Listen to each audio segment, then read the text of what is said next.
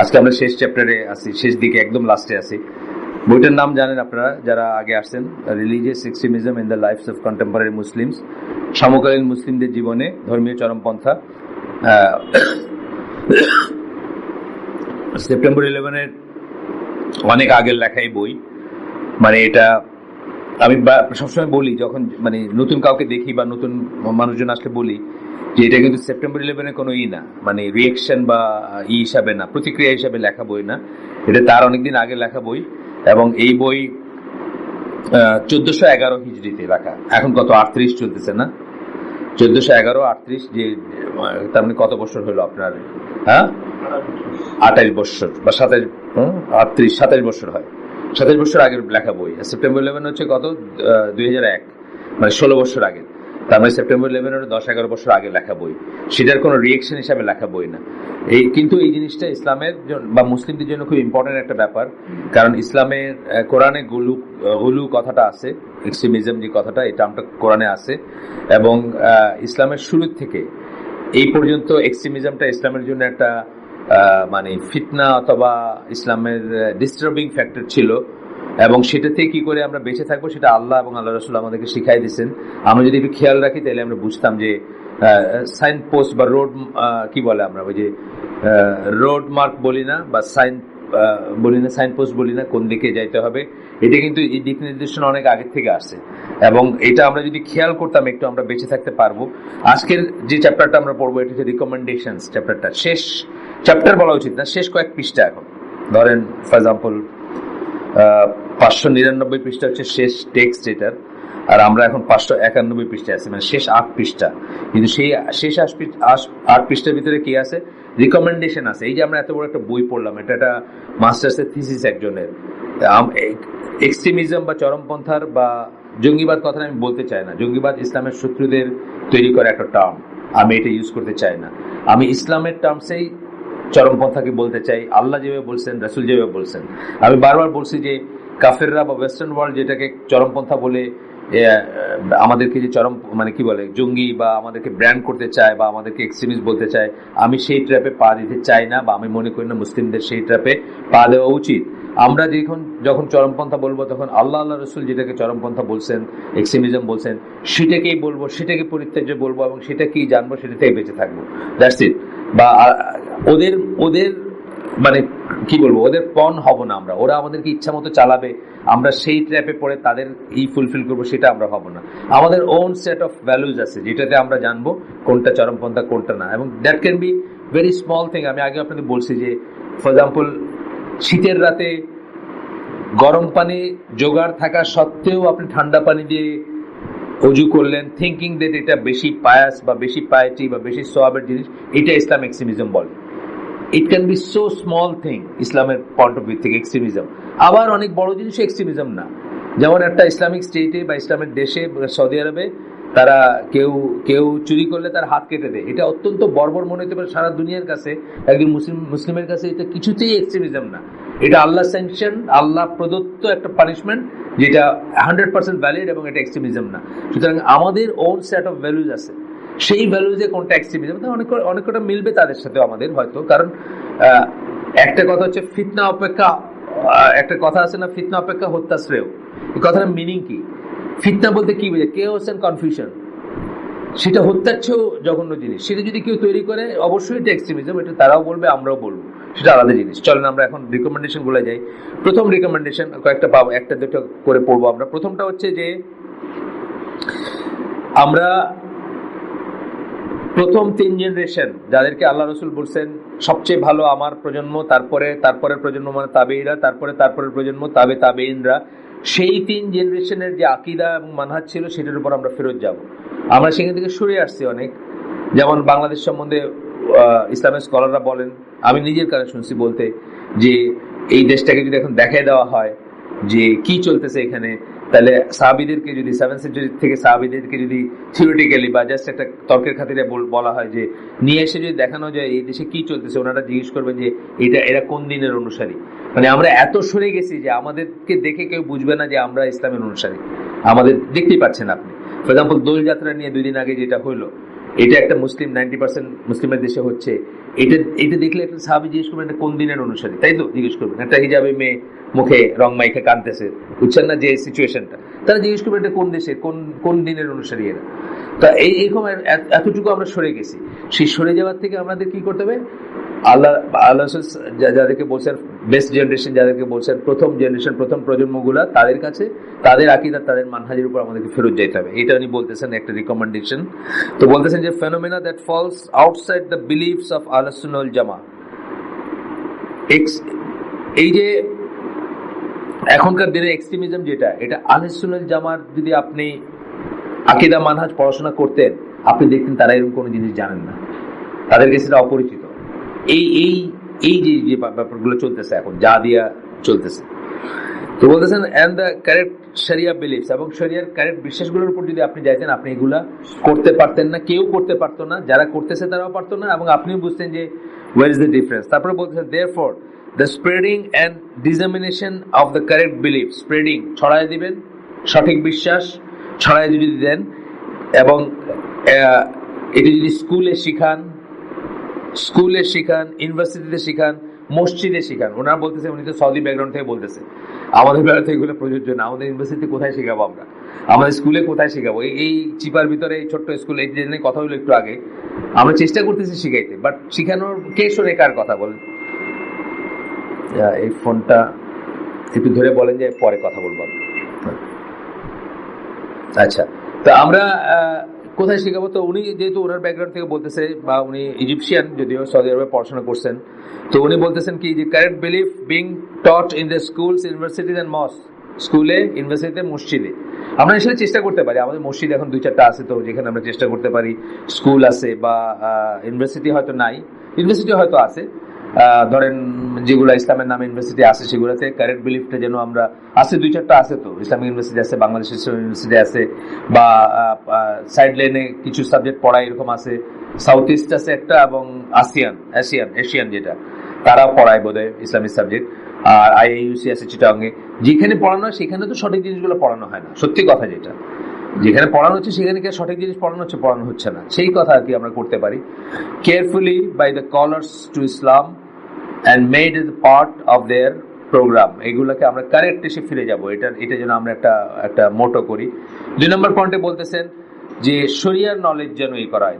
দেখা যাবে যে শরিয়ার নলেজ যারা চরমপন্থী হচ্ছেন বা হইছেন বা আগেই, তাদের 2টা জিনিস, একটা হচ্ছে যে এখানে 2টা টার্ম ইউজ করছেন উনি, যেটাকে আমরা জোশ বলি না, একটা কথা জোশ বলি না, একটা মানে কি ইমোশন, জোশ, আবেগটাই তাদেরকে কিন্তু চরমপন্থার দিকে নিয়ে গেছে।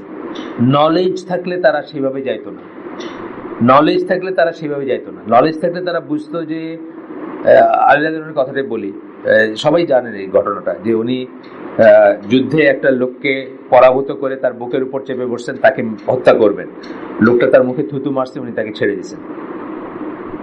কেন? যে এই পর্যন্ত ছিল আল্লাহর জন্য, কিন্তু থুতু মারার পরে হচ্ছে রাগ উঠছে তার, এখন এটা মার্ডার হবে, এই জন্য ছেড়ে দিয়েছেন। তার কারণ কি? তার সেই জ্ঞানটা ছিল। আর আজকে আমরা দেখি যে রাগের বসে আমরা মানুষই মেরে ফেলছি, জাস্ট রাগ, কিন্তু রাগ আছে না, মানে রেজ যেটাকে আমরা বলি, অথবা অ্যাঙ্গার বলি, যাই বলেন, রেজ বা অ্যাঙ্গার, সেই জন্য আমরা মানুষ মেরে ফেলতেছি, সেই জন্য আমরা রিভেঞ্জ দিতে গিয়ে মানুষ মেরে ফেলতেছি। আমরা ইসলামের, আমাদের মুসলিমদের ভিতরে দেখা যায় যে অলমোস্ট অল অফ আস 2টা ব্যাপারে ইমোশন দিয়ে তাড়িত। একটা হচ্ছে যুদ্ধবিগ্রহ, জিহাদ, আর একটা হচ্ছে ডিভোর্স। দেখবেন ডিভোর্স গুলো কি হয়, রাগারাগির মাথায় হয়। কিন্তু বাংলাদেশের ডিভোর্স গুলো আপনি যদি র্যান্ডম সিলেকশনে যান, আপনি দেখবেন যে 90% ডিভোর্সটা রাগের মাথায় দিয়েছে, তাই না? আমাদের কাছে, আমাদের ওস্তাদদের কাছে, বা আমাদের ওস্তাদের কাছে প্রতিনিয়ত এরকম কেস আসে যে রাগারাগি করছে, ঝগড়া করছে, বউ ছাড়িয়ে দিছে, এখন শুনতে চাইতেছে যে ডিভোর্স হয়নি, সো দ্যাট কিছু ছাড়া বউটার আবার ঘরে নিতে পারে। এই ডিভোর্স আপনি যদি, আমি সূরা তালাকের তাফসীর পড়লাম, আপনাদের বলছি আগেও কাউকে, তাফসীর আস-সাদি, এটার এই যে শেষ, মানে কি বলবো, শেষ 3টা পারা, কোরআনের শেষ উসুল আখির বলি আমরা, যেটাকে 10 ভাগের 1 ভাগ, শেষ 10 ভাগের 1 ভাগ যেটা, এটার তাফসীরটা ইংলিশে পাওয়া যায়, বাকিটা এখন ইংলিশ হয়নি। দারুস সালামের বই ঢাকায় হয়তো পাওয়া যায়। আমি সূরা তারাকের পড়লাম, তাফসীরটা পড়লাম, আমি অবাক হয়ে গেছি যে এত ঠান্ডা মাথায় ব্যাপারটা করা উচিত, বা ব্যাপারটা এত ঠান্ডা মাথার ব্যাপার। যেভাবে সুন্নাহ এসে ডিভোর্স করার কথা, 3 মাসে 3 তহুরে 3টা ডিভোর্স, এবং তার ভিতর মেলামেশা হবে না, এরপরে যদি কোনো হাজবেন্ড তার বউকে ডিভোর্স দিতে পারে, এই বিয়ে টিকার না, এটা ডিভোর্স হওয়া উচিত। স্টেপ বাই স্টেপ, ঠান্ডা মাথায়, একদম একদম কোনো রাগের মাথায় না, কোনো ঝগড়ার মাথায় না, যেভাবে সুন্নাহ তরিকায়।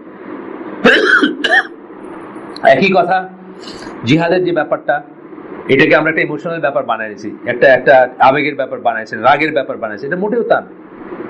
আপনি দেখেন মানুষ কি ছোট্ট কাজের জন্য, কি ছোট্ট কারণে এখন সুইসাইড করে মানুষ মেরে ফেলতেছে।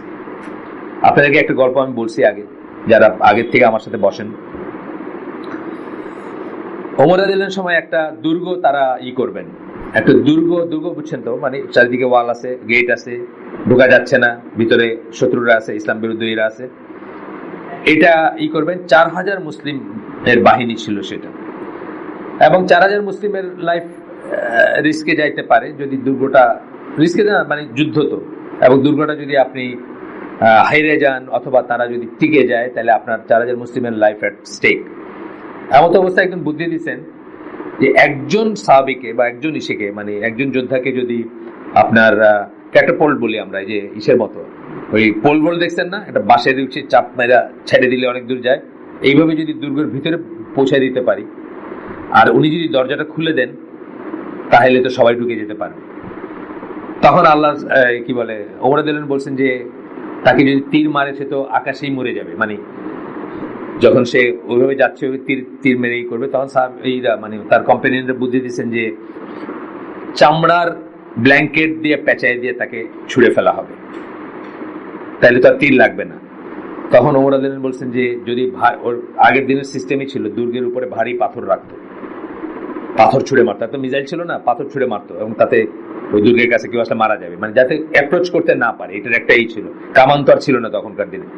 তখন উনি বলছেন যে আচ্ছা ঠিক আছে, বুঝলাম, চামড়ার দিয়ে পেঁচাই দিলা, কিন্তু যদি একটা ভারী পাথর মারে তাহলে তো তাকে স্ম্যাশ করে দিবে। তখন আর অন্যরা উত্তর দিতে পারেন না, ওনাদের অ্যাপ্রুভ করেন নাই। মানে 4000 যোদ্ধার লাইফের সিকিউরিটির বিনিময়ে একজন মানুষ নিশ্চিত মারা যাবে, এই পয়েন্টটাতে উনি যাইতে চান। আর আমরা আজকে কি করতেছি, একটা সুইসাইড বম্বিং তো কোনো ব্যাপারই না এখন, দেখতেছেন না? হসপিটাল, ওই কদিন আগে কি হলো আফগানিস্তানের মিলিটারি হসপিটাল, তাই না? মিলিটারি হসপিটাল করলো না, হ্যাঁ, লাস্ট যেটা আর কি। তো এটার কারণ কি? এর শরিয়া জানে না, এই যে বলতেছেন এখানে শরিয়ার জ্ঞানই করা। শরিয়া 5টা জিনিসকে রক্ষা করতে আসছে। আমরা আগে বলছি মাকাসিদ শরিয়া বলি আমরা। 5টা জিনিস: আপনার জীবন, আপনার দিন, আপনার সম্পদ, আপনার লিনিয়েজের সাথে ইজ্জত সম্মান সব আসবে, এবং আপনার ইন্টেলেক্ট। এই 5টা জিনিসকে রক্ষা করতে আসছে শরিয়া। এই 5টা জিনিসকে যদি আপনি উপকার করতে না পারেন, তাহলে আপনার কোনো স্টেপই ভ্যালিড না। সেই স্টেপ যাই হোক, এই 5টা জিনিসের বেনিফিট থাকতে হবে।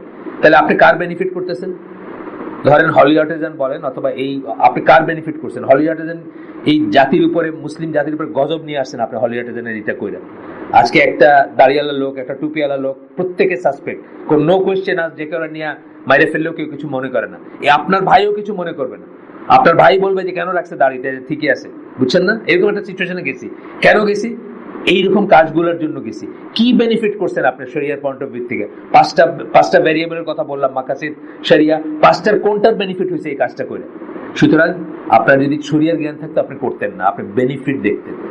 শরিয়ার এসে আমরা জানি কি যে কোনো কাজ, ইভেন একটা ভালো কাজও বেনিফিট দেখতে হবে, বেনিফিট আছে কিনা। উত্তম কথা, একটা কথা বললে কিছু আসে যায় না, কথায় কোনো খরচ হয় না। যে একটা কথার বেলা আমাদের কি বলতেছে, কথাটা বলা না বলা যদি সমান হয়, ইউ বেটার কিপ কোয়াইট। বুঝেন না কথাটা? যে কথাটা বললেও যা, না বললেও তা, সেখানে আপনাকে চুপ করা বলছে। এইখানে পড়ছি আমরা, এখানে হাদিস পড়ছি, যেটা বললে যা, না বললে তা, সেটার বেলা আপনি চুপ করে থাকবেন। তার মানে কি? ধরেন আমি একটা জায়গায় একটা নাচ গান হইতেছে, কথার কথা, আমি এখন গেলাম, ভাই আপনারা একটা বন্ধ করেন, তথাপি নাচ গান চলতেছে, মানে আমার কথার কোনো ওয়েট নেই সেখানে আমাকে কি বলছে? চুপ করে থাকতে বলছে। বেনিফিট নেই কোনো, কথা বলে কোনো বেনিফিট না, উল্টা একটা ঝগড়া লেগে যেতে পারে, উল্টা মারামারি হইতে পারে। তো বেনিফিট দিয়ে, মানে একটা বেনিফিট ছাড়া একটা কথা বলে যেখানে পারমিটেড না, সেখানে আপনাকে বলতেছে যে মাকাসিদ শরিয়া 5টা ভেরিয়েবল বললাম, 5টাই ক্ষতিগ্রস্ত হয়েছে এই কাজ করে। আপনি একটা একটু করে দেখেন হয়েছে কিনা বলেন। আপনার প্রাণ হয়েছে না ক্ষতিগ্রস্ত? আজকে কত মানুষ ক্রস ফায়ার এমনি রাস্তায় মরে যাচ্ছে উইদাউট নোয়িং যে কে কারে মারতেছে, কেন মারতেছে। আপনার প্রাণ গেছে। আপনার দিন কি হয়েছে? দিনের সমস্ত শিক্ষা বন্ধ হয়ে গেছে, শিক্ষা দীক্ষা সব বন্ধ হয়ে গেছে। আপনার ইন্টেলেক্ট তো আর মানে বাসলেছে না ইন্টেলেক্ট, দৌড়ের উপর থাকবে ইন্টেলেক্ট কোথায় আপনার? আপনার লিনিয়াজ আজকাল মেয়েদের ধরে নিয়ে যেতেছে। আপনার ইজ্জত বা লিনিয়াজ বলেন, মেয়েদেরকে ধরে নিয়ে গেছে না? মেয়েরা সভা করতেছে, ধরে নিয়ে গেছে। এটা কিসের? এটা ওইটার ফলে এটা আসছে, একটা থেকে একটা আসছে। আপনার মানে যা আপনার সম্পদ যাচ্ছে না, যেখানে সম্পদের তো কোনো ব্যাপারই নেই। আপনাকে একবার ঢুকাই দিলে খালি মারবে না, এটার জন্য আপনি এখন লাখ লাখ টাকা খরচ করে মানছে মারবে না, খালি পিটাবে না এটার জন্য। কিন্তু এই যে ললেসনেসটা আসছে, এটার পিছনে একটা রোল আছে না অন্যদের? এটার পিছনে যুক্তি তৈরি করে দিছি না আমরা? হ্যাঁ, এখন বলতে পারেন আপনি যে এটা তো বিদেশি ষড়যন্ত্র, এটা সব ঠিক আছে, কিন্তু আমরা তো ওই ট্র্যাপে পা দিছি না, ওই ট্র্যাপে পা দিছি আমরা। এই দেশটা কিন্তু, বাংলাদেশটা অন্তত এমন একটা দেশ ছিল যেখানে জেএমবি বা হুজিকে মানুষে খায় নাই কথাটা মানে বুঝছেন, মানে এদের কোনো ফুটহোল্ড হয় নাই। কিন্তু আমরা এটাকে বাধ্য করতেছি, মানে অলমোস্ট একটু পণ করে ফেলছি যে এটাকে একটা এক্সট্রিমিস্টের দেশ বানাই দিব, যেটা ঠিক তারা চাইতেছে। তাহলে তারা যখন তখন আসবে, যখন তখন আপনারা মারবে, যখন তখন আপনার ঘরের ভিতরে ঢুকবে, যা ইচ্ছা তাই করবে। ঠিক যেটা চাইতেছে সেটা করার জন্য আমাদেরই ভাইরা, আমাদের ইয়াং জেনারেশনের একটা সেকশন সেই কাজগুলো করে যাচ্ছে। কেন করতেছে? বেসিক্যালি তাদের শরিয়ার নলেজ নাই, যেটা এখানে বলতেছেন উনি। তার সেকেন্ড পয়েন্টটা কি হলো? Those who have been afflicted by falling into extremism in the current era বলতে সেপ্টেম্বর 11 পরে না, আজকের যুগ বলতেছেন, আগেই বললাম কত বছর আগে, 16-17 বছর আগে বা আরো আগে, মানে এখন থেকে আমরা কত 28 বছর বললাম বোধহয় না, 27 বছর আগে, এখন থেকে 27 বছর আগে, তাহলে সেপ্টেম্বর 11 আরো 16 বছর আগের ঘটনা এটা। তো উনি লিখতেছেন এটা current era are distinguished by the fact that they are completely lacking or very lacking when it comes to the knowledge of the Sharia. Sharia কোনো নলেজ নাই। শরিয়া মতে কোন জিনিসটা করণীয়, কোন জিনিসটা করণীয় না, এটার কোনো নলেজ নেই। খালি ইমোশনটা আছে, রাগটা আছে, রেজটা আছে। রেজ এবং রাগ দিয়ে কোনোদিন ভালো কিছু অ্যাচিভ হবে না। আমরা এটা সুন্নায় অহরহ পাবো যে রাগ এবং রেজ দিয়ে কোনোদিন কিছু অ্যাচিভ হবে না। যেটা বললাম আলী রাদিয়াল্লাহু কথা, যে যখন উনি রেগে গেলেন তখন বললেন যে এখন এটা মার্ডার হবে, এটা আল্লাহর জন্য হবে না। এই জন্য উনি ওই লোককে ছেড়ে দিয়েছিলেন, যাকে উনি মানে যুদ্ধে পরাজিত করে মারতে নিছিলেন অলমোস্ট, তাকে ছেড়ে দিয়েছেন। কেন? এখন আর এটা আর আল্লাহর জন্য রইল না, এটা রাগের জন্য। তা আমাদের যারা ধরেন যারাই যা করতেছেন, তাদের একটা রিভেঞ্জ, রাগের ইটা আসছে। হ্যাঁ, অন্যায় হচ্ছে পৃথিবীতে, আমি কিন্তু এটা একবারও না করি নাই। পৃথিবীতে অন্যায় হচ্ছে, পৃথিবীতে জুলুম হচ্ছে, পৃথিবীতে অঠিক কাজ হচ্ছে, পৃথিবীতে আল্লাহর বিধান ইমপ্লিমেন্ট হচ্ছে না, আল্লাহর কথা সব ঠিক আছে। কিন্তু আপনার করণীয় কি? আপনার করণীয় এটা না। আপনি যদি শরিয়া জানতেন, আপনি যদি মাকাসিদ শরিয়া জানতেন, তাহলে আপনার করণীয় কি সেটা জানতেন। আপনি বেনিফিট চিন্তা করতেন। আপনি 10টা 12টা কয়টা লোক মরছে, 19টা লোক টোটাল মরছে না, 19টার ভিতরে তারাও তো আছে। তাদের বাইরে যেগুলোর মারলেন, ব্যবসায়ী ছিল, এটা ছিল, এটাতে কি তাদের ক্ষতি হয়েছে তাদের দেশের? আর তাদের প্রজেক্ট কি আরো শক্ত করে তাদের প্রজেক্ট এখন ইমপ্লিমেন্ট করা হবে। কিন্তু আমাদের জন্য কি হয়েছে? আমাদের শিক্ষা দীক্ষা, পর্দা পশিদা, ঘরেতে বাইরে সবকিছু গজব নেমে আসছে মুসলমানদের উপরে এই একটা ঘটনা বা এরকমের ঘটনা থেকে। এখন তো কোনো কোয়েশ্চেন আছে, আপনি যদি কোনো মতে বলতে পারে যে কোনো বিচার আছে, কোনো কোয়েশ্চেন জিজ্ঞেস করবেন, কোনো মতে যদি আপনি বলতে পারে যে আমি বলবো যে এটা ভালো করছে কাজ, ধরেন কথাটা আমি বলতে আমার কথা বলতেছি, কেন গাদায় রাখতে গেছে, কেন এটা করতে গেছে, কেন এটা, আমাদের লোকরা বলে না, কেন তোমার এইভাবে চলতে বলছে কে, তুমি এইভাবে কেন চলতেছো, তুমি এভাবে কেন পড়তেছো, তুমি এভাবে কেন হিজাব করতেছো, তুমি এভাবে কেন নেকাব করতেছো। এই জিনিসগুলা গজব নেই মারছে একদম, মানে 16 কোটি 17 কোটি মানুষের উপরে একটা ঘটনার ফলশ্রুতিতে বলতে পারেন আপনি, বা এইরকম কয়েকটা ঘটনার ফলশ্রুতি। এর আগে একটা ছিল, তারপরে সমকালীন এই ঘটনাটা সবচেয়ে বড় ঘটনা। আপনি কি লাভ করছেন? কার লাভ করছেন? আপনি তো অনেক মানুষকে ইসলাম বিচ্যুত করে দিচ্ছেন। আপনি অনেক মানুষ ইসলাম পালন করবে না, দোষ আছে না, দাড়ি কেটে ফেলছে না, আছে না, দাড়ি কেটে ফেলছে মানুষ, দেখেন আমি লিখছি, দাড়ি কেটে ফেলছে, শার্ট প্যান্ট পরতে শুরু করছে, বা এইগুলো বাদ, এগুলো সব থাক। যাই হোক, তখন বলছে দে আর কমপ্লিটলি প্রিঅকুপাইড উইথ দাওয়া। এটা একটা ভীষণ ডেঞ্জারাস জিনিস, খালি দাওয়া দাওয়া দাওয়া দাওয়া, মেয়ে ছেলে ঘরের ভিতরে রান্না থুয়ে দাওয়া, আছে না, সবাইকে দাওয়া, এভরিবডি হ্যাজ টু গিভ দাওয়া। দাওয়াটা মানে সেকেন্ডারি জিনিস, আগে হলে নলেজটা হলো প্রাইমারি জিনিস, নলেজ ছাড়া কোনো দাওয়া নাই। দাওয়ার 1 নম্বর কন্ডিশন হচ্ছে নলেজ। সবাই দাওয়া দিতে চায়, ঠিক না? কারণ কথা বলেন খালি দাওয়া, ইউটিউব দাওয়া, ফেসবুক দাওয়া, মোবাইল ফোন দাওয়া, চলতেছে খালি দাওয়া। কিসের দাওয়া দিচ্ছেন, কোন দিকে দিচ্ছেন? এক নম্বর হচ্ছে নলেজ। 7টা কন্ডিশন আছে দাওয়ার। আপনার যারা এই বইটা পড়ছেন, এই যে methodology of the prophets in calling to আল্লাহ, হয়তো অনেকে পড়ছেন, নবীদের দাওয়াতে নীতি। আমি ওই যে ইসে হচ্ছে এটা, শান্তিনগর হালাকায় হচ্ছে এটা। 1 নম্বর কন্ডিশন হচ্ছে নলেজ। আপনি কোনো নলেজ না, আপনি দাওয়া দাওয়া দাওয়া, এটাই বলতেছেন উনি। দে আর কমপ্লিটলি প্রিঅকুপাইড উইথ দাওয়া and their only provision for that are zealousness, জোশ। একমাত্র প্রভিশন হচ্ছে জোশ, কোনো জ্ঞানের কোনো ব্যাপার নেই। এই জন্য আমি অনেক সময় বলি যে, সবখানে বলি না, সবাইকে বলি না, যে যারা গরম কথা শুনতে চান তাদেরকে বলে জিজ্ঞেস করা উচিত যে সূরা ফাতিহা জানেন তো তেলাওয়াত করতে? সূরা ফাতিহা ছাড়া তো নামাজ হবে না। সূরা ফাতিহা শুদ্ধমতো পড়তে জানেন তো? বিশ্বাস করেন, এইসব হালাকায় যারা আছে তাদের ভিতর হয়তো 9 out of 10 সূরা ফাতিহা শুদ্ধ মতে পড়তে জানে না। আমি জানি এটা। আমাদের তাজবিদের ক্লাসগুলো হয়, তখন আমরা বুঝি কি অবস্থা, কি করুন অবস্থা। সূরা ফাতিহা শুদ্ধ মতো রিসাইট করতে জানে না, কিন্তু এখন ছেড়ে দেন, সিরিয়া চলে যাবে। হ্যাঁ, সত্যি কথা, সূরা ফাতিহা রিসাইট করতে যাবে, ফার্স্ট কাম ফার্স্ট শুরু করে। আচ্ছা, তারপরে কি বলছে? উইদাউট শরিয়া নলেজ। তাহলে আমরা কি বললাম? 2টা বললাম, পয়েন্টগুলো মনে রেখেন। 1 নম্বরটা বললাম, সালাফদের আকীদার উপরে ফিরে যাব, আমরা শিখবো, নিজেদেরকে ওইখানে নিয়ে যাব। ডিরেল হয়, আমি আপনাদেরকে অনেকবার বলছি, আমাদের জাহাজ চালে, যখন জাহাজ চলে, জাহাজের কোর্স আপনি এইভাবে রাখছেন, ফর এক্সাম্পল 270 ডিগ্রি, আপনি দেখবেন সেট বলি আমরা, কিন্তু অ্যাকচুয়ালি যাচ্ছে সে 271 ডিগ্রি। কারণ কেন যাচ্ছে? স্রোতের জন্য, বাতাসের জন্য যাচ্ছে। কিছুক্ষণ পর পর আপনার ওটাকে আবার ট্র্যাকে নিয়ে আসতে হবে যাতে 270-তে যায়। আমরাও over the period of time, ওই যে বললাম 1400 বছর 1300 বছরে আমরা 8টা দিন পালন করতেছি, শুরু করছি। এখন সেটাকে আবার আগের জায়গায় নিতে হবে। কাদের?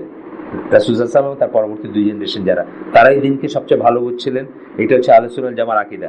আর আজকের তারেক রমাদান অথবা আজকের মৌলানা মওদুদী অথবা আজকের ইলিয়াস, তারা দিনকে বেটার বুঝছে, এটা হচ্ছে আমাদের আকীদা, বুঝছেন না? কিন্তু আহলে সুন্নাত ওয়াল জামার আকীদা হচ্ছে যে সবচেয়ে ভালো দিন বুঝছিলেন সাহাবীরা, তারপরে তাবেঈরা, তারপরে তাবেঈরা। সেটা আমরা ওইখান থেকে আবার রুটে গিয়ে দিনকে নেওয়ার চেষ্টা করবো ইনশাআল্লাহ।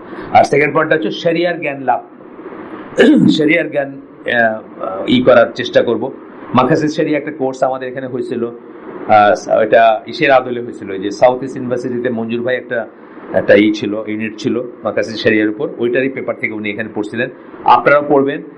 মুক্তার মাগরাবির খুব ভালো লেকচার আছে, 4 খণ্ডে বোঝে না, 4 বা 3 এরকম, মাকাসিদ শরিয়া।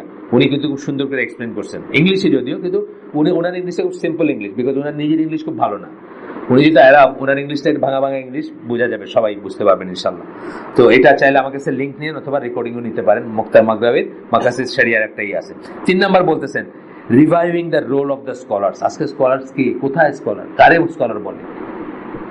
রোল অফ দ্য স্কলার্স যে রোল ছিল, এটাকে আবার রিভাইভ করা আমরা চেষ্টা করতেছি, বাট আমাদের এই চেষ্টা কিছুই না। আপনি যদি বাইরে যান, আমি তো ধরেন ইটস ভেরি আনফরচুনেট যে আমি এখন মানে গণমাধ্যমে চলি না খুব বেশি, তাই না? গণমাধ্যমে চলা বলতে কি, 7 নাম্বার বাস, 8 নাম্বার বাস আছে না, এটা তো চলি না, চলা উচিত। তখন বুঝবেন যে আমাদের এই প্রচেষ্টাগুলা কিছুই না। মানে সমুদ্রে যখন আমি ছিলাম জাহাজে, বৃষ্টি হইতো, যখন বৃষ্টির ফোঁটাটা মুহূর্তের ভিতরে নাই, কারণ বৃষ্টি কার উপর হচ্ছে? সমুদ্রের উপর বৃষ্টি হচ্ছে। তা আপনার আমার যেসব আমরা প্রচেষ্টা, এগুলো এরকম ব্যাপার, বাইরে গেলে বোঝা যায় এটা, মানে এই কোনো একটা ফোটাও না এটা, ঠিক আছে, বুঝছেন না? তো কেন না, স্কলারদের রোলটা আজকে চলে গেছে, স্কলার নাই। স্কলার কোথায়? আপনি আমার গ্রামে যান, গিয়ে জিজ্ঞেস করেন, কেউ এখন তো টেলিভিশন বদলিতে কেউ জানতেও পারে, আমি জানি না, কিন্তু গ্রামে গিয়ে বলেন আবু বকর জাকারিয়া, বলবে মানে উনি কে? দেশের বাইরের তো আমি লিখছি, আমার লেখালেখিতে লিখছি না, আমি একজন আমার গ্রামের মসজিদের ইমামকে রসুলুল্লাহ নামাজ বইটা দিছিলাম। কে লিখছে? আলবানি, না শাইখ আলবানি, নাসিরুদ্দিন আলবানি। উনি আমার সিলেটে জিজ্ঞেস করেন বাড়ি হই, মানে উনি শুনতে চেয়েছেন ব্রাহ্মণবাড়িয়া কোথায়, মানে কোথাকার লোক আর কি সে। এই অবস্থা, স্কলারদের রোলটা চলে গেছে, লোকালিও চলে গেছে, গ্লোবালিও চলে গেছে। বলতেছেন the absence either completely or relatively of the scholars in public arena মানে গণমানুষের মাঝে। এইখানে বসে, এই আইসিটিতে বসে আপনি অনেক কিছু করে ফেলেন, গণমানুষের ভিতরে আপনার কোনো এক্সিস্টেন্স নেই, তাই না? আপনি চিন্তা করেন, যারা একদম খুব মানে down to earth life lead করেন, আব্দুর রাজ্জাক ইউসুফ বিন ইউসুফের মতো, তাদেরকেও কে চেনে? গণ বলতে আমি বোঝাচ্ছি, বুঝছেন না, সিলেটের গ্রাম বা যেসব জায়গাতে মিডিয়ার অতই নাই, ফেসবুকের অতই নাই, বা ওই জেনারেশনের ভিতরে আপনার কোনো রোল নাই। তো বলতেছেন যে ফার্স্ট গ্রুপ, এখানে বলতেছেন যে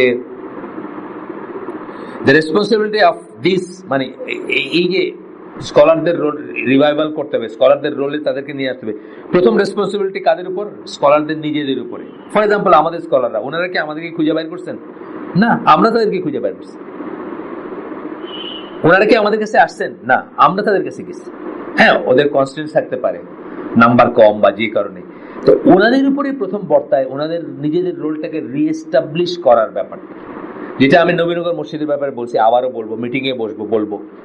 নবীনগর মসজিদটা এক্সিস্ট করবে না আজ থেকে 10 বছর পরে, যদি যেভাবে চলতে সেভাবে চলে, unless there is a resident scholar যে সেখানে থাকবে, যাকে সেন্টার করে ঈদের নামাজ হবে, জুমার নামাজ হবে, বিয়ে হবে, মৃত্যু হবে, জানাজা হবে। এরকম যদি না করতে পারে, ওই দেখবেন কয়েকদিন পরে এটা ডিপ্লিট করে কোন একটা জোর করে দখল করে কমিটি বানাই দেয় না, বাংলাদেশের সিস্টেম আছে, কমিটি বানাই দেয়, তারপরে ইয়া নবী সালাম আলাইকা চলতেছে, বুঝছেন না? এইভাবেই চলবে সব। তো এই প্রথম দায়িত্ব বর্তাবে তাদের উপর, স্কলারদের উপর, টু ইম্পোজ দেমসেলফ। ইম্পোজ কথাটা যদি আমি বলি, কথাটা নেগেটিভ ইম্পোর্ট হয়ে যায়, কিন্তু ইম্পোজ মানে তারা নিজেদেরকে চাপাই দিবেন অন দা সো আমরা যাবো। এই ঢাকা শহরে আমরা বড় হয়েছি, একটা নামাজের একটা অজুর মাসলা খুঁজতে বই, আর নাইলে আমরা কাকরাইলে গেছি। তখন কাকরাইলে ওই যে যারা হুজরা থাকে, যারা রেসিডেন্ট স্কলার থাকে, কাকরাইল কিন্তু আছে জানেন তো, তাদের কাছে গেছি, তারা কিন্তু সময় দিচ্ছে, তারা কিন্তু কথা বলছে আমাদের সাথে। তখনকার দিনের কথা, যেন বুঝছিল না। কিন্তু আপনি আজকে কোথায় যাবেন বলেন তো? কারণ এখনো কি হয়েছে? এটা এখনো হয়নি। এখানে এই জন্য আসলে দেখবেন বাসার থেকে কোয়েশ্চেন রেখে নিয়ে আসে, হালাকায় শুরু হওয়ার আগে কোয়েশ্চেন সাবমিটেড। এখানে হালাকাগুলো আমরা কি করি? আমরা ইউজুয়ালি হালাকা করি, হালাকা রিলেভেন্ট কোয়েশ্চেন করবেন আপনি, এই জন্য আমরা হালাকা কাগজ কলম দিই। বাসার থেকে এতটা লিখে নিয়ে আসে, কারণ সে তো উত্তর প্রশ্ন করার জায়গা পায় না, বুঝছেন না? এই একটা জায়গা পাইছে, নিয়ে আসছে, চান্স পাইছে, নিয়ে যায়। কিন্তু যদি রেসিডেন্ট স্কলার থাকতেন, 5 ওয়াক্ত আপনার একজনের সাথে দেখা হইতেছে, উনি ওই মসজিদের খতিব, উনি এখানে থাকেন, রাতে 11টা গেলেও পাইবেন, আপনার বাচ্চা মরে যেতেছে, এখন এইটা দেওয়া জায়েজ কিনা, এই ইনজেকশন বা এইটা করা জায়েজ কিনা, এটা জিজ্ঞেস করতে পাবেন আপনি। সেরকম যদি হইতেন, তাইলে আপনার অ্যাক্সেসিবিলিটি বাড়তো এবং মানুষ তাদেরকে পার্ট অফ লাইফ মনে করতো। তাহলে এই জন্য বলতেছেন প্রথম রেসপন্সিবিলিটি স্কলারদের নিজের উপরে, যে উনি অ্যাভেলেবল কিনা, উনি ভিজিবল কিনা, উনি প্রেজেন্ট কিনা, ওনার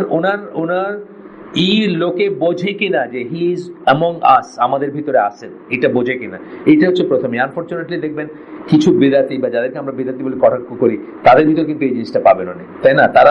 তারা অনেক অ্যাক্সেসিবল, তারা অনেক মানুষের ভিতরে থাকে, মানুষের সাথে মিশে, মানুষের সুখ দুঃখকে এই করে। কিন্তু আমাদের যারা হয়তো তার সংখ্যা কম দিকেই হইতে পারে, অথবা আমরাও এরকম সংখ্যায় কম দিকে হইতে পারি, তারা কিন্তু আমাদের কাছে ওইভাবে অ্যাক্সেসিবল না, বা ওইভাবে প্রেজেন্ট না, প্রেজেন্সটা আমরা ফিল করি না। সপ্তাহে একদিন শনিবারে 1 ঘন্টার জন্য দেখা হবে একজন স্কলার সাথে, ইটস নট এনাফ, এটা এনাফ না।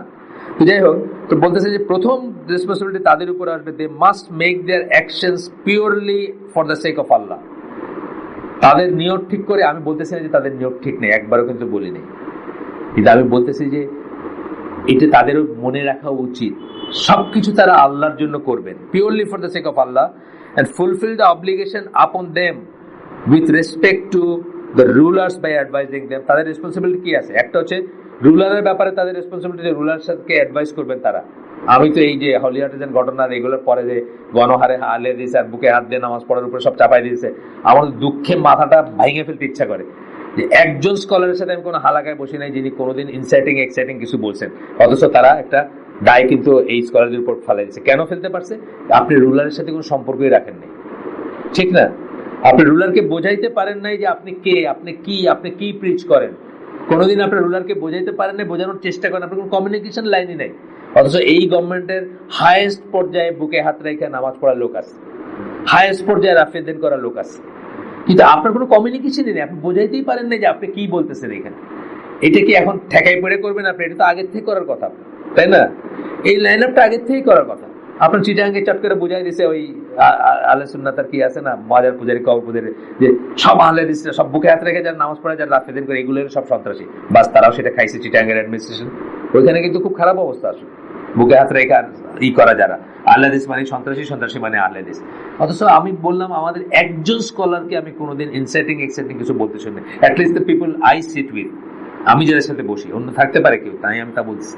আপনি যেন জসিমউদ্দিন রহমানের আহলে হাদিসের ভিতরে ঢুকাই দেন তাহলে আছে, বা আরো আছেন এরকম, নাম বললাম না, উনি তো যাই হোক উনি সব, ওনার কথা সবাই জানে এই জন্য ওনার নাম বললাম, তাহলে হয়তো আছে। কিন্তু আমরা যে মেইন স্ট্রিম স্কলার যাদেরকে আমরা বলি, যাদেরকে আমরা বসি উঠি কথা বলি, তাদের কিন্তু একদিনও করে আমি শুনি নাই এমন কোনো কথা বলতে যার ফলশ্রুতিতে কেউ এখান থেকে সিরিয়া চলে যাবে তুরস্ক হয়ে, আমি কোনোদিন শুনিনি। যাই হোক, এখন কথা হচ্ছে যে প্রথম তাদের উপর, তাদের রুলারদের প্রতি তাদের কর্তব্য আছে নসিহা করা, রুলারকে বলা যে এইটা তো ঠিক, একজন মুসলিম যদি দেখে যে আল্লাহর দুনিয়ায়, আল্লাহর জমিনে আল্লাহর কথাকে অবজ্ঞা করা হচ্ছে, ঠাট্টা করা হচ্ছে, সেটাকে রিডিকুল করা হচ্ছে, সেটাকে পালন করা হয় না, তার বুকে লাগা উচিত, লাগবে।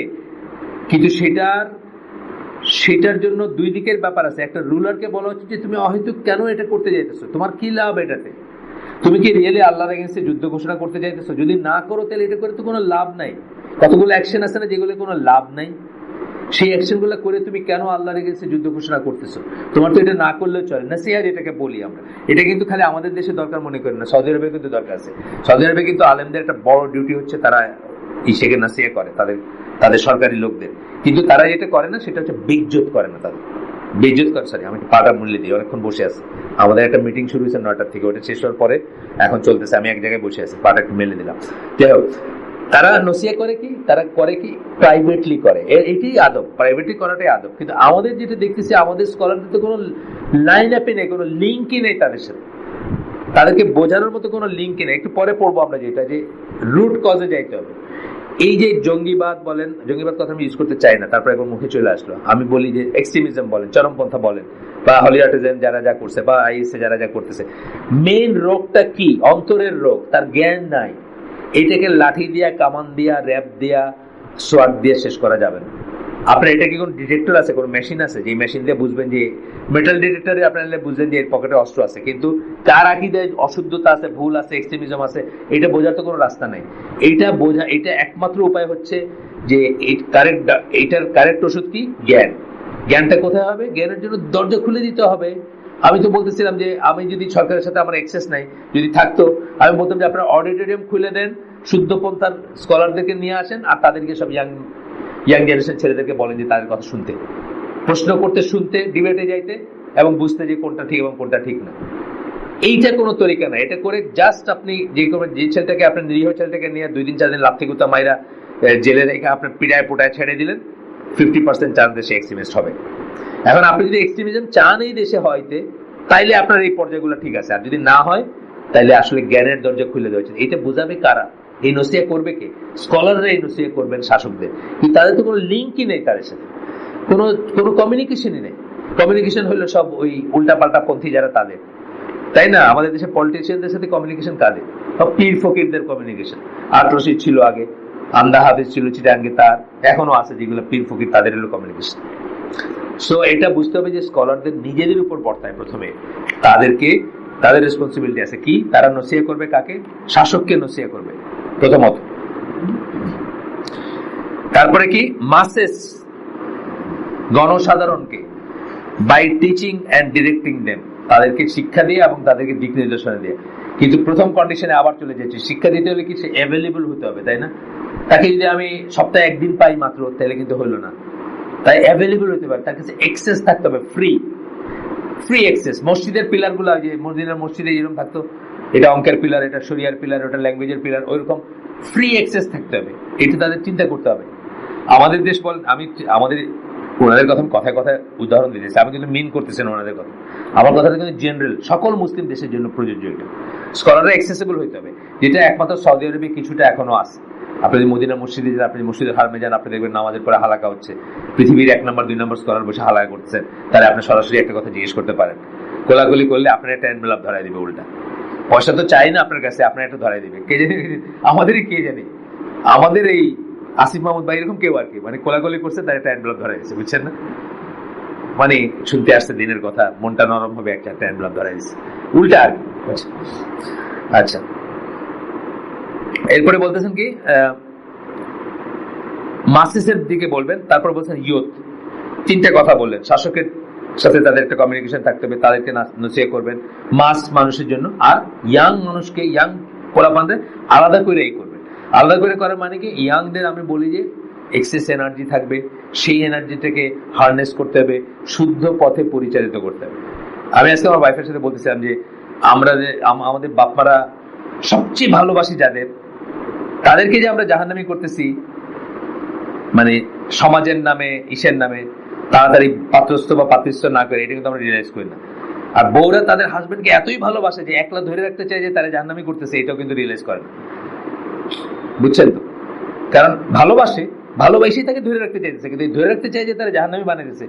সে যে সাইড লাইনে টেলিফোনে গার্লফ্রেন্ড আছে তার, বা আরেকখানে সে যায়, এটা কিন্তু খেয়াল করতেছে না। অথচ বাপমার এবং ওয়াইফের সবার উচিত ছিল যে প্রয়োজন অনুযায়ী এই করে। এটা কেন আসলে প্রসঙ্গটা, আমার ওই যে আমাদের মাদ্রাসা, সিলেটের মাদ্রাসার প্রতিষ্ঠাতা যিনি, উনি আমার মানে দুনিয়াতে একজন লোক যে আমার কথাগুলোকে খুব ভালোভাবে বোঝে হলো উনি উনার 18 বছর বয়স্ক ইন্টারমিডিয়েট পড়া ছেলেকে বিয়ে দিতে চাচ্ছে, পারমিশন নিবে, যা নেওয়ার আর কিছু করবে। এখন পাত্রী তো আর কোথাও পাইতেছে না। তো ওনার কথাগুলোর প্রসঙ্গে আসতেছে, উনি বলতেছেন, খুব সুন্দর একটা কথা বলছে, সিম্বলিক কথা, যে আমার ছেলেকে অন্যের জমিন চাষ করা শিখবে নাকি নিজের জমিনে চাষ করবে। অন্যের জমিন বলতে বোঝাইছে হোয়াট এভার ইট ইজ, ওটা তো তার টেরিটরি না, ওটা তো তার রিলম না।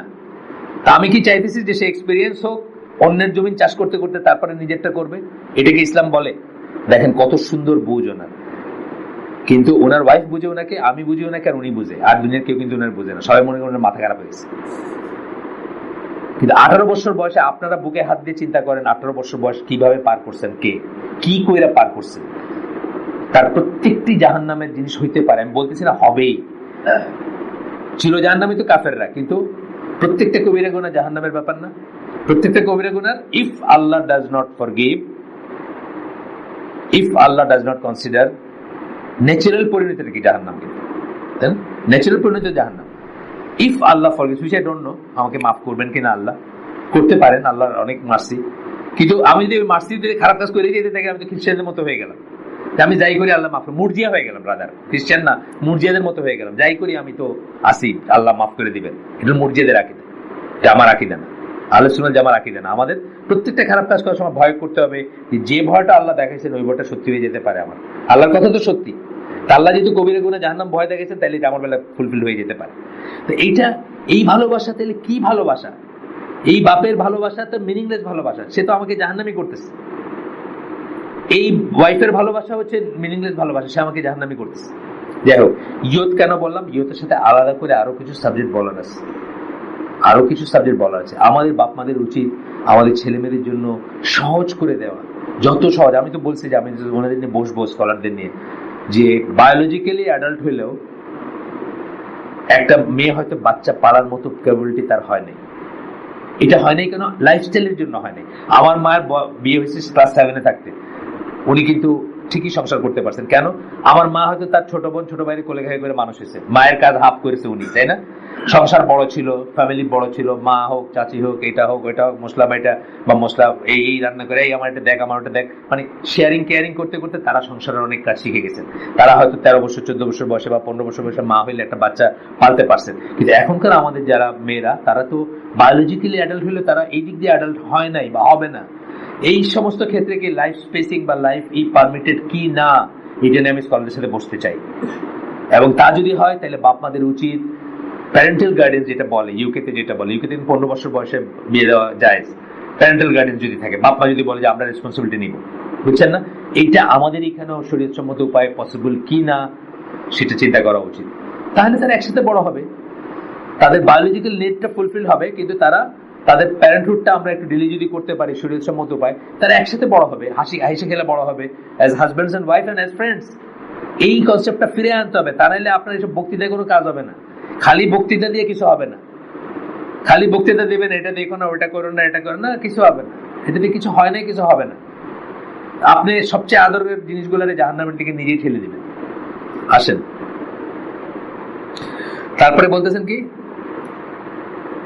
Youth raising them and giving them attention. Raising them বলছেন, যেটা এই যে প্রতিপালনের ভিতরে আসতেছে, গিভিং দেম অ্যাটেনশন, তাদেরকে তাদের কথাগুলো শুনবেন, তাদের প্রবলেমগুলো শুনবেন, তারা কি বলতেছে শুনবেন।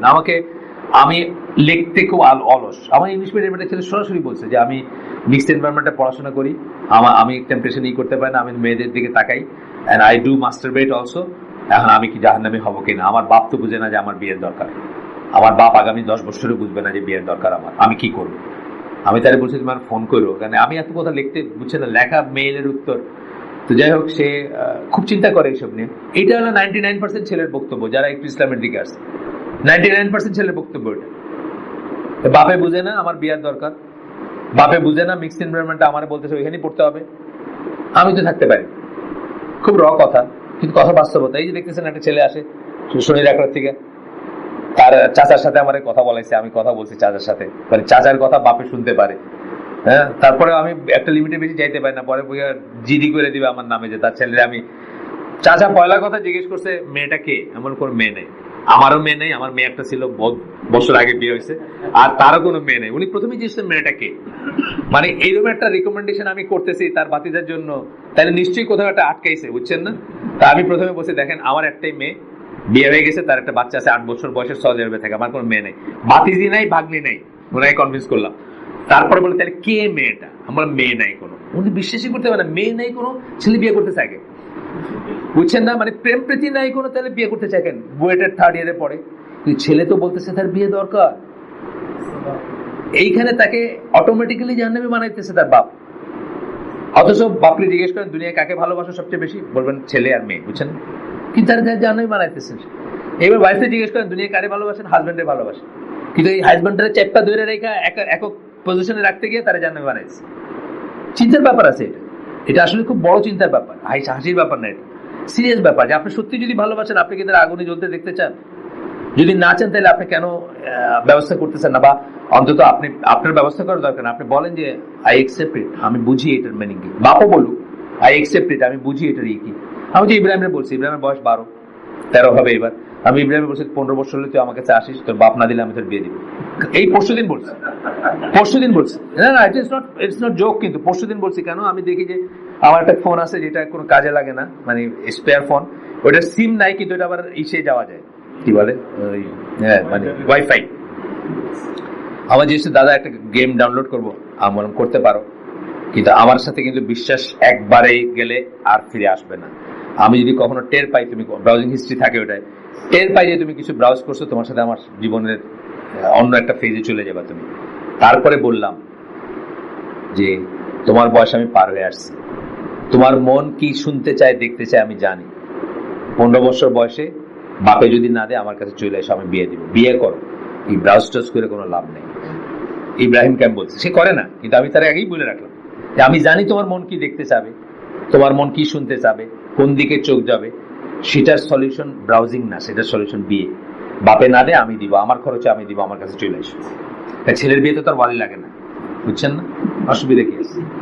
হ্যাঁ, আমি বলছি তাই 15 বছর মানে তুমি অ্যাডাল্ট, তোমার আর কোনো ওয়ালির দরকার নেই, তো দাদা ওয়ালি এনাফ, আমার কাছে চলে এসো, আমি দিব। এইভাবে চিন্তা করা উচিত। এটা হাসির ব্যাপার না, কিন্তু আমরা কিন্তু আমাদের বাচ্চাদের জাহান্নামী করে দিচ্ছি,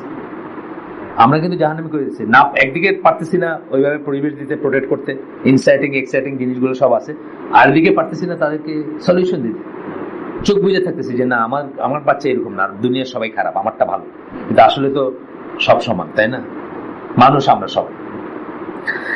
যাই হোক, এরপরে বলতেছেন কি যে ইয়ুথদেরকে আলাদা করে তাদেরকে অ্যাটেনশন দিবেন। কারা বলতেন? স্কলারদের কথা বলতেছেন, দায়িত্ব কাদের? স্কলারদের। তারপরে বলতেছেন they must also distance themselves from everything that degrades their position and the honor of the scholars. সেখান থেকে ডিস্টেন্স করা উচিত। যেমন ধরেন, কথার কথা আমি বলি, কতগুলো কমন ফ্যাক্টর বলতেছে। পয়সা দিলেই কার কাছে চলে গেলেন আপনি। আমাদের ক্লাসিক্যাল স্কলাররা কি করতো? খলিফা বলছে তার ছেলের কাছে যায় না, ছেলেরে পাঠাও আমার কাছে। একটা উদাহরণ, এরকম ভাবে ডিগ্রেডিং জিনিস আছে না। এখন আমি এই বাংলাদেশের একজন নাম করা ইসলামী ব্যক্তিত্ব সিনেমার নায়িকার জন্মদিনে কেক কাটার সময় তার পাশে দাঁড়ায় আছে, আমাদের স্কলার না, মানে অন্য একজন। ওই নায়িকার মানে ধরেন নেকলাইন এত ওয়াইড যে হাফ দেখা যাচ্ছে আর কি, মানে তার চেস্টের বা বক্ষদেশের, তার পাশে একজন লম্বা দাঁড়িয়ে টুপিওয়ালা লোক দাঁড়ায় আছে। ডিগ্রেডিং না? এটা ডিগ্রেডিং। এটা বুঝা ডিগ্রেডিং না বুঝা ডিগ্রেডিং। যখনই মনে হবে যে ইস দাড়ি টুপিওয়ালারা এরকম হয়, এটাই তো ডিগ্রেডিং। দাড়ি টুপিওয়ালার ইমেজটা মাথায় আসবে, আর মাথায় আসবে ওই ছবিটা যে এইখানে দাঁড়াইছে। আত্মীয় হইতে পারে, সেটা অন্য জিনিস। আচ্ছা, এরপরে কি such as seeking and rushing after the material things. Seeking and rushing দুটো কথা বলছেন। অনেক সময় দেখা যায় স্কলাররা কি একটা মেটেরিয়াল গেইন চাচ্ছেন, বা আপনাকে ইউজ করে আপনি XYZ আপনি একটা পারমিট আছে, লাইসেন্স আছে আপনার কাছে, আপনাকে ইউজ করে চাইতেছেন যে ওটা এটা হলো সিকিং মেটেরিয়াল গেইন, তাই না? এগুলো কি করে? আপনাকে ডিগ্রেড করে দেয়। এই জন্য দেখবেন মানে আমাকে একজন বলছেন এখানে, ওনারা সরকারের একদম ইনার মোস্ট লেভেলের মানুষ, সরকারের না মানে প্রশাসন বলি আর কি কথাটা। তো ওই আমরা হেফাজত হাটাজারি নিয়ে কথা বলতেছিলাম কোন প্রসঙ্গে আর কি, যে যিনি বলতেছেন উনি আরেকজনের কথা মানে ওই সোর্স থেকে বলতেছেন যে সবার কাছে এনভেলপ যায়, সবার কাছে রাষ্ট্রযন্ত্র থেকে এনভেলপ যায়, তাদের কথা কি শুনবে, এরকম কথা বলছে। আর এটা সত্যি মিথ্যা আমি জানি না, যে সত্যি যদি হয় তাহলে কত ডিগ্রেডিং না, এ কথা কি শুনবে না। এবং এই জন্য কিন্তু আসর হয় না। এই জন্যই দেখেন আমাদের যে ওয়াজগুলা হয়, গ্রামে গ্রামে ওয়াজ হয়, এটা কোনো আসর হয় না। কারণ মানুষজন ঠিকই বুঝে যে এদের কিসে দেয়ার সোল্ড আর কি, কতটুকু হইলে তাদেরকে বিক্রি করা যাবে। ধরেন যখন একটা বার্গেন শুনতেছে যে 30,000 না 25,000 একটা আলেমের সাথে বার্গেন হইতেছে, বুঝে তার সাথে বুঝছে না ব্যাপারটা। আলহামদুলিল্লাহ আমাদের এখানে যারা আসেন কোনো দিন আমাকে কেউ মানে এই যে মঞ্জুর ভাইকে বা সাইফুল্লাহ ভাইকে সিলেটে তো আমি নিয়ে গেছি, মঞ্জুর ভাইকে তো প্রথম সিলেটে আমি হাতে মানে ওই যে আমাদের মনে আছে নাকি ওই যে ওইটা সূরা হুজুরাতের পরে আমি নিয়ে গেলাম, কোনো দিন কথা বলেন নাই পয়সা নিয়ে।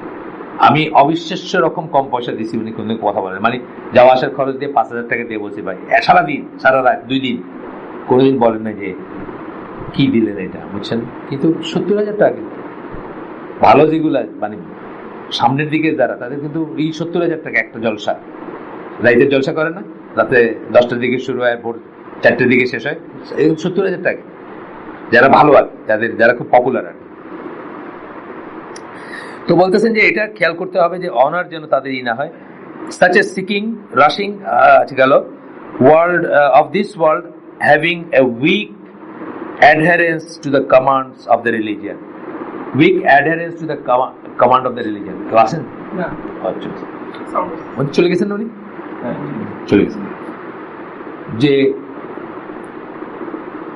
এইটাই আমি বলি যে আপনি আমার বলবেন যে এটাকে হারাম নাকি, না এটা হারাম না, কিন্তু এটা সুন্নাহ এবং পায়াস আমাদের সালাফদের লাইফস্টাইলের সাথে যায় না।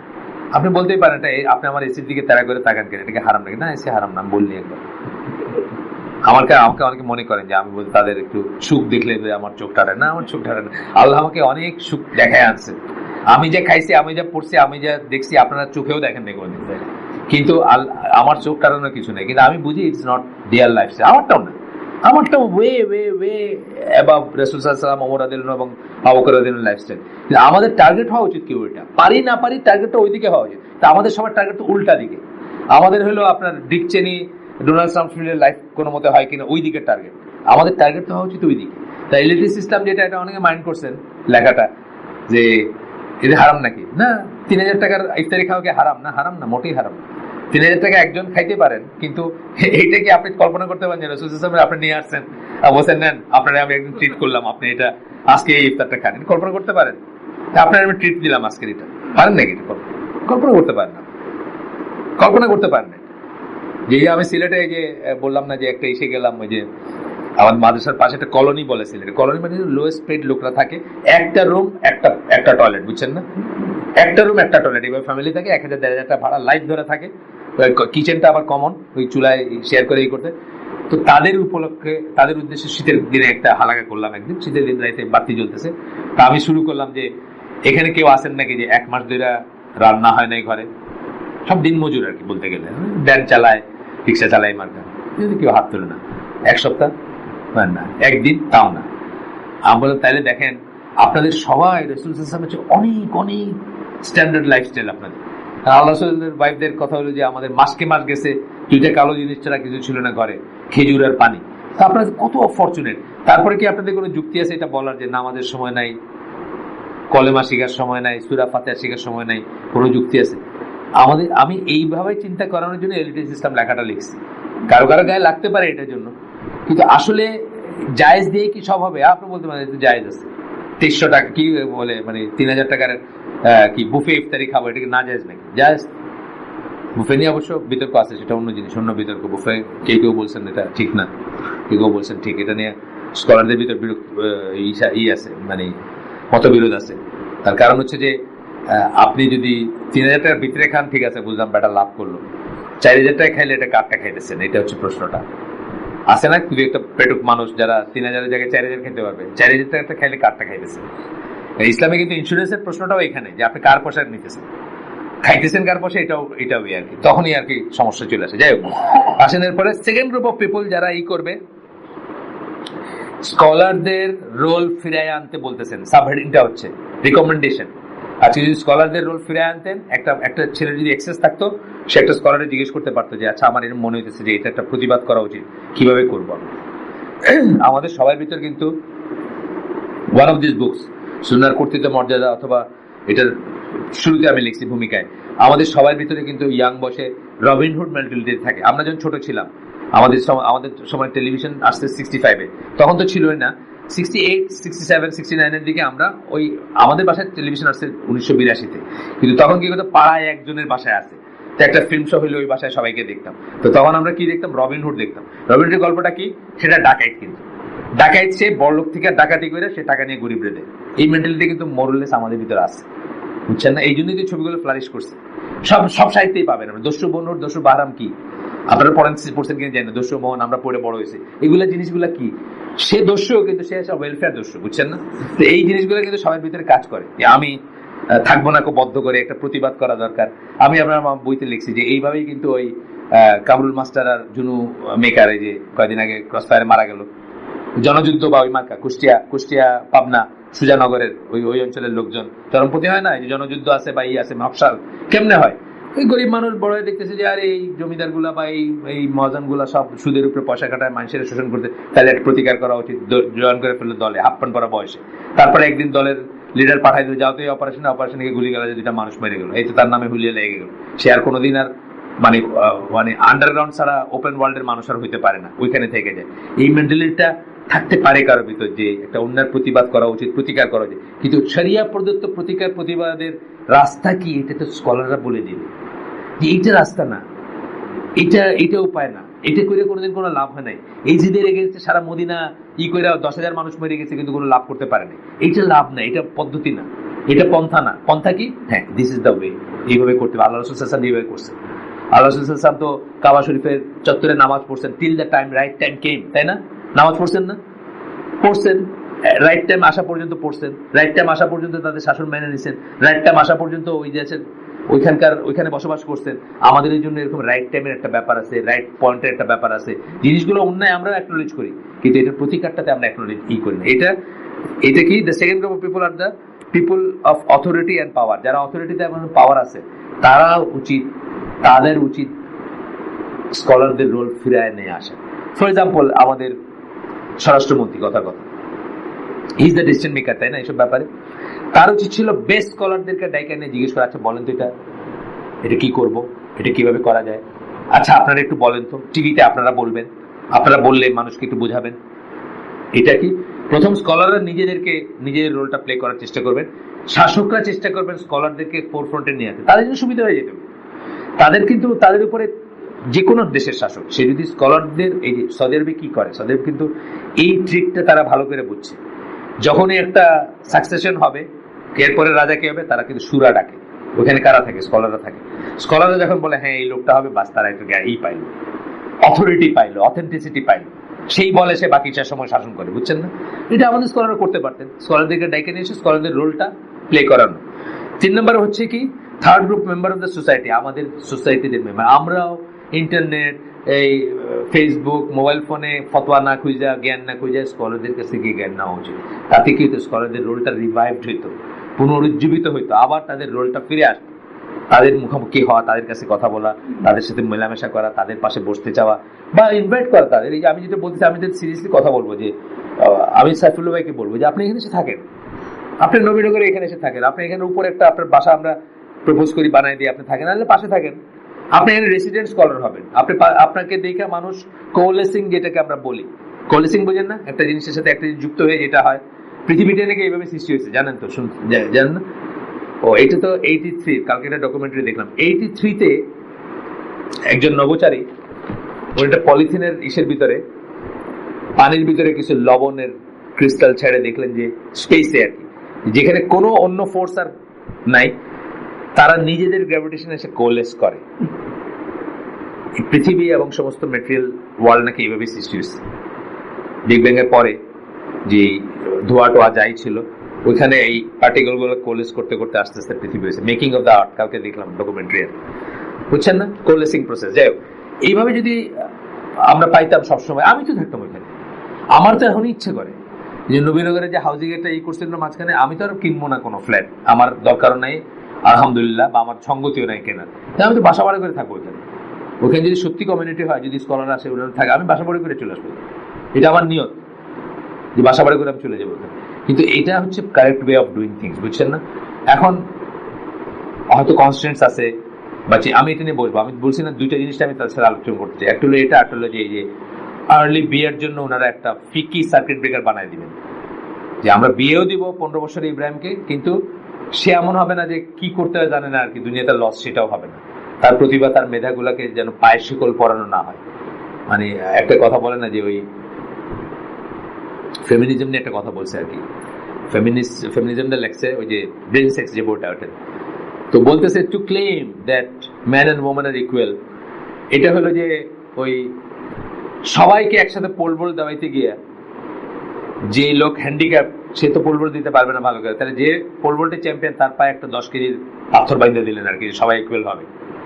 তো ম্যান অ্যান্ড ওম্যান ইকুয়াল বেলাটা একটা এরকম একটা ব্যাপার আর কি, তার পায়ে পাথর বাইন্ধে আপনার ইকুয়াল করতে হবে, আর নাহলে সে কোনোদিন ইকুয়াল না, বুঝছেন না? তো এইরকম পাথর বান্ধা ছাড়া বিয়ে শাদীর কি করে দেওয়া যায় ইয়াং বাচ্চাদের বা ছেলে মেয়েদের, এবং সরকার তো এখন সিস্টেম করছে যে আপনি অ্যাপ্লাই করতে পারেন। দেখেন এটা কিন্তু বুঝছে ঠিকই, এটা ঠিকই বুঝছে, কারণ ইংল্যান্ডে আসছে তো এটা আমি জানি। আমার নিজের ভাগনা, মানে খালা, এই মামাতো বোনের ছেলে, সে তার চাষে আমি কথা বলছি এটা নিয়ে, তুমি ইংল্যান্ডে থাকবে ফিতনার ভিতর, বলে না ইংল্যান্ডে তো আমরা 15 বছরের বিয়ে করতে পারি, ওই যদি বাবা মা রেসপন্সিবিলিটি নেই, প্যারেন্টাল গাইডেন্স যেটা বলে। এরপরে কি বলছে, কটা বাজে বেজে গেছে? 40। আচ্ছা 5 মিনিট শেষ করে দেব আমরা। কিন্তু তারপরেও অনেক এক্সট্রা কথা বলতেছি, কিন্তু এই এক্সট্রা কথাগুলো অটোমেটিক্যালি চলে আসতেছে। আর আমি আপনাদের সাথে শেয়ার করি কি, আমি যা পড়লাম, যা জানলাম, এই যে কালকে ডকুমেন্টারি দেখছি, হঠাৎ মনে হলো এটা বললাম একটু। কালকে এদিন আমার ওয়াইফের সাথে আলাপ করছি, যে বিয়ে শাদীর এই ব্যাপার নিয়ে আলাপ করছি, যে যেটা হচ্ছে বা যা দেশে হচ্ছে। বা আমাদের একজন বললেন যে উনি 27 বিয়ে করছেন, ওনার বড় বোন 30। তো উনি ইসলামের জন্য বিয়ে করছেন, কিন্তু ওনার বড় বোন তো ইসলামিক না, ওনার বাপা মনে করেন ওনার এখন বিয়ের বয়স হয়নি। আর ইংরেজি সিনেমার ডায়লগ বলতেছি আমি, গত আমার জাহিলি যুগের দেখা আর কি, ইংরেজি সিনেমার ডায়লগ। এক মহিলা বলতেছে, তার বয়স 32 বছর, সে বলছে this is possibly my last chance to become a mother. মানে American cinema.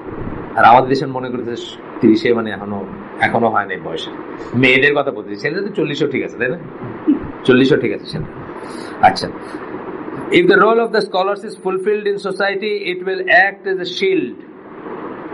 Extremism against it একটা শিল্ড হিসেবে কাজ করবে, বর্ম হিসাবে অথবা ঢাল হিসেবে কাজ করবে, যদি স্কলারদের রোল থাকতো। আজকে রোল নাই দিকেই বলে আপনি বেশি বুঝেন, আমি তো আপনাদের বেশি বুঝি, বুঝছেন না?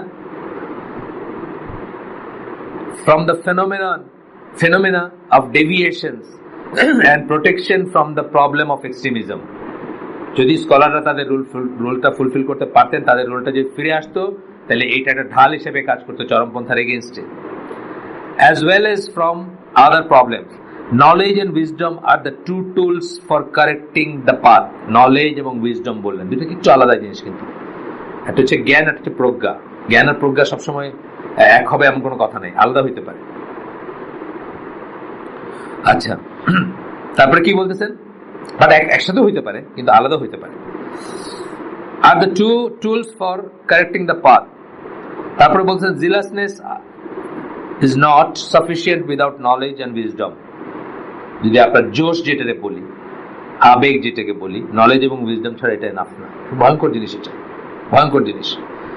And those two, knowledge and wisdom, are not found except among people of knowledge concerning the law of Allah. Law of Allah মানে শরিয়া, শরিয়ার সম্বন্ধে যার জ্ঞান আছে, পিপল অফ নলেজ যাদেরকে বলি, অর্থাৎ স্কলাররা, তারা ছাড়া ওই দুইটা জিনিস হবে না, নলেজ এবং উইজডম আসবে না। সুবহানাকাল্লাহুম্মা বিহামদিকা আশহাদু আল্লা ইলাহা ইল্লা আনতা আস্তাগফিরুকা ওয়া আতুবু ইলাইক। আমরা যে শুনলাম তার ভিতর ভালো কিছু শুনে থাকলে সমস্ত প্রশংসা আল্লাহর। আমরা যেন একটু আমল বাসায় নিয়ে যাই, আমাদের নিজেদের ভিতরে যেন চিন্তা করে দেখি যে আমাদের করণীয় কি আছে। আর মন্দ কিছু যদি শুনে থাকেন, সমস্ত ব্যর্থতা আমার এবং এটা শয়তানের তরফ থেকে।